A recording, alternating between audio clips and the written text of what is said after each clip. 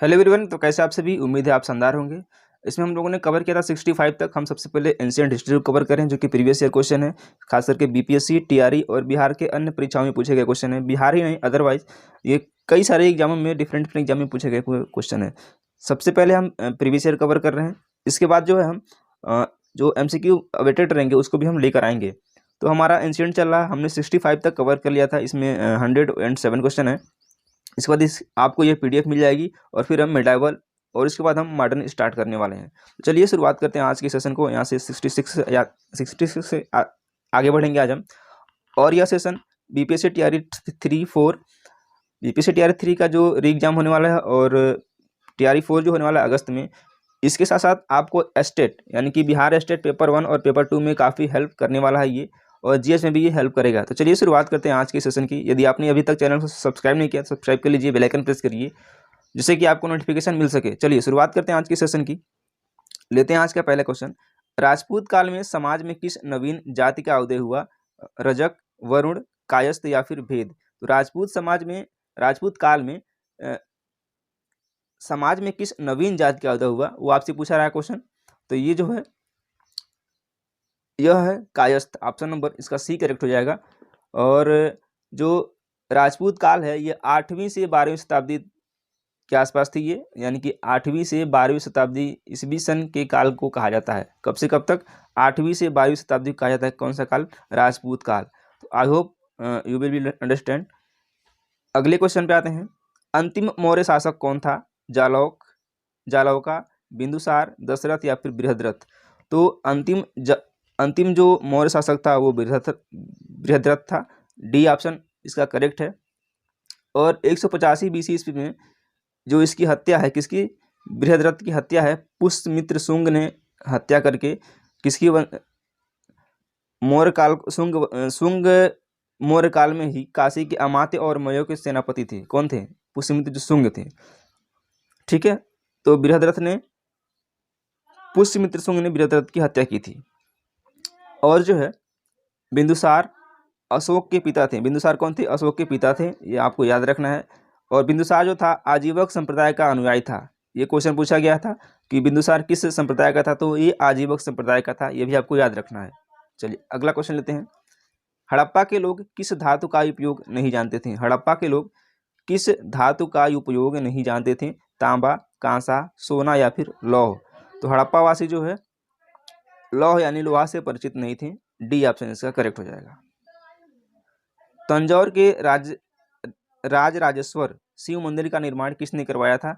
राजराज प्रथम, राजेंद्र प्रथम, विजयालय या फिर आदित्य प्रथम ने? किसकी बात हो जा रही है? शिव मंदिर का। कहाँ पे? तंजौर में। इसका जो निर्माण है वो निर्माण करवाया था किसने? राजराज प्रथम ने। ए ऑप्शन करेक्ट हो जाएगा। और राजेश्वर मंदिर को बृहदेश्वर मंदिर भी कहा जाता है। तो इस मंदिर को क्या कहते हैं? बृहदेश्वर मंदिर भी कहते हैं। कभी भी ऑप्शन में आ जाए कि बृहदेश्वर मंदिर, तो आपको वही समझना है जो राजेश्वर मंदिर है। ठीक बात। और राजराज प्रथम का जो शासनकाल था वो 985 से 1014 एडी तक था। यानी कि 985 से, कब से? 985 से 1014 ईस्वी तक था। ठीक है, चलिए अगला क्वेश्चन लेते हैं। डेक्रान के कानून किस सभ्यता से संबंधित हैं? डेक्रान के कानून किस सभ्यता से संबंधित हैं? मेसोपोटामिया, ग्रीस या फिर इसे को यूनान बोलते हैं, रोम या फिर चीन? तो जो डेक्रान के कानून हैं वह ग्रीस यानी कि यूनान से संबंधित है। बी ऑप्शन करेक्ट हो जाएगा। हड़प्पा के किस स्थल में जलाशय के प्रमाण मिले हैं? हड़प्पा के किस स्थल में जलाशय के प्रमाण मिले हैं? हड़प्पा, धोलावीरा, लोथल या फिर मोहनजोदड़ो? तो कहाँ से मिले हैं जलाशय के प्रमाण? ये मोहनजोदड़ो से मिले हैं, सॉरी धोलावीरा से मिले हैं। बी ऑप्शन करेक्ट है। हमने कल वाले सेशन में डिस्कस किया था कि मोहनजोदड़ो से क्या मिला था। यदि आपने उस सेशन को देखा है तो कमेंट बॉक्स में कमेंट कीजिए कि वहाँ से क्या मिला था। प्राचीन नालंदा विश्वविद्यालय का संस्थापक कौन था? धर्मपाल, चंद्रगुप्त द्वितीय, समुद्रगुप्त या फिर कुमारगुप्त प्रथम? बात हो रही किसकी? नालंदा विश्वविद्यालय की बात हो रही है। तो इसका जो संस्थापक था वो कौन था? तो ये कुमारगुप्त प्रथम था। डी ऑप्शन करेक्ट है। और एक और विश्वविद्यालय है जिसकी स्थापना किसने की थी? धर्मपाल ने की थी। वो आपको पता है तो कमेंट बॉक्स में कमेंट कीजिएगा। और जो है नालंदा विश्वविद्यालय प्राचीन भारत में उच्च शिक्षा का सर्वाधिक महत्वपूर्ण और विख्यात केंद्र था। और देखिए जो धर्मपाल है इन्होंने विक्रमशिला विश्वविद्यालय की स्थापना की थी। किसने? धर्मपाल ने। तो ये भी क्वेश्चन पूछा जाता है कि विक्रमशिला विश्वविद्यालय की स्थापना किसने की थी? तो धर्मपाल ने की। और नालंदा की कुमारगुप्त प्रथम ने की थी। तो यहाँ से आपको 2-3 क्वेश्चन कवर हो रहा है। इसका ऑप्शन नंबर डी करेक्ट है। चाणक्य को इस नाम से भी जाना जाता है, यानी कि चाणक्य के कई सारे नाम हैं, तो चाणक्य को किस नाम से जाना जाता है? राजेश्वर, विष्णुगुप्त, भट्टा स्वामिन या फिर विशाखदत्त। तो चाणक्य को विष्णुगुप्त भी कहा जाता है। बी ऑप्शन करेक्ट है इसका। भारतीय सम्राट हर्षवर्धन की जीवनी हर्षचरित किसने लिखी थी? किसकी जीवनी? हर्षवर्धन की जीवनी किसने लिखी थी? कालिदास, बाणभट्ट, भवभूति या फिर कौटिल्य ने। तो जो भारतीय सम्राट हर्षवर्धन थे इनकी जीवनी बाणभट्ट ने लिखी थी। ऑप्शन नंबर बी करेक्ट हो जाएगा। और हर्ष के शासनकाल का जो प्रारंभिक इतिहास है उसके दरबारी यानी कि बाणभट्ट क्या थे? हर्ष के दरबारी कवि थे। और जो इसकी पुस्तक है हर्षचरित में जो बाणभट्ट की पुस्तक है वो हर्षचरित है। तो ये भी आपको ध्यान रखना है कि हर्षचरित किसकी पुस्तक है? तो बाणभट्ट की पुस्तक है हर्षचरित। और बाणभट्ट जो थे ये वर्धन वंश के राजा यानी कि जो हर्षवर्धन थे वो वर्धन वंश के थे। ये भी आपको याद रखना है। और हर्षचरित संस्कृत भाषा में पहली ऐतिहासिक राजा की जीवनी थी। कौन सी? हर्ष जो चरित है वो संस्कृत भाषा में ऐसी पहली ऐतिहासिक पुस्तक थी जो किसी राजा की जीवनी थी। और हर्षचरित गद्य काव्य में लिखा गया है। ठीक है, हर्षचरित किस में लिखा गया है? गद्य काव्य में लिखा गया है, याद रखिएगा। गुप्तकालीन प्रथम गणितज्ञ व खगोल शास्त्री कौन थे? बराहमिहिर, ब्रह्मगुप्त, भास्कर प्रथम या फिर आर्यभट्ट। ये भी क्वेश्चन हमने कल वाले सेशन में डिस्कस किया हुआ था। तो ये थे Aryabhatta. Option number D correct है। और आर्यभट्ट की पुस्तक कौन है? हमने कल डिस्कस किया हुआ था, यदि आपको याद होगा था तो आप जरूर बता पाएंगे। आर्यभट्टियम क्या है? आर्यभट्टियम इनकी पुस्तक है। इसका ऑप्शन नंबर डी करेक्ट है। भास्कर की लीलावती किस विषय का मानक मूल पाठ है? कौन सा? भास्कर की लीलावती शल्य विज्ञान, काव्यशास्त्र या फिर भाषा विज्ञान। तो भास्कर की जो लीलावती है वह गणित की जो है गणित की मूल पाठ है, मानक मूल पाठ है। ये ऑप्शन इसका करेक्ट हो जाएगा। और भास्कराचार्य 11वीं शताब्दी के प्रसिद्ध गणितज्ञ थे। कौन? भास्कराचार्य। तो इसका ऑप्शन नंबर ए करेक्ट हो जाएगा। इनमें से किसने पहली बार यह व्याख्या की थी कि पृथ्वी अपनी धुरी पर घूमने के कारण प्रतिदिन सूर्योदय एवं सूर्यास्त होता है? यानी कि पृथ्वी जब घूमती है तभी सूर्योदय और सूर्यास्त होता है। इसकी व्याख्या सबसे पहले किसने की थी? आर्यभट्ट, भास्कर, ब्रह्मगुप्त या फिर बराहमिहिर ने की थी। तो किसने की थी यह व्याख्या?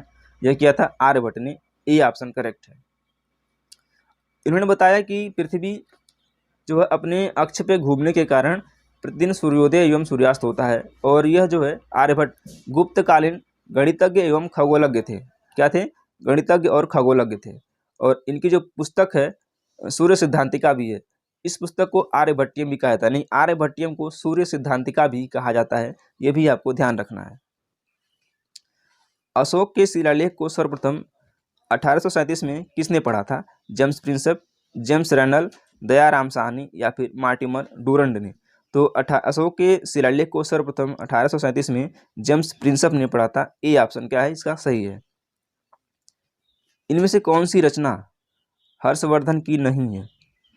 हर्षचरित, नागानंद, रत्नावली या फिर प्रियदर्शिका। हर्षचरित की रचना इनमें से कौन सी नहीं है?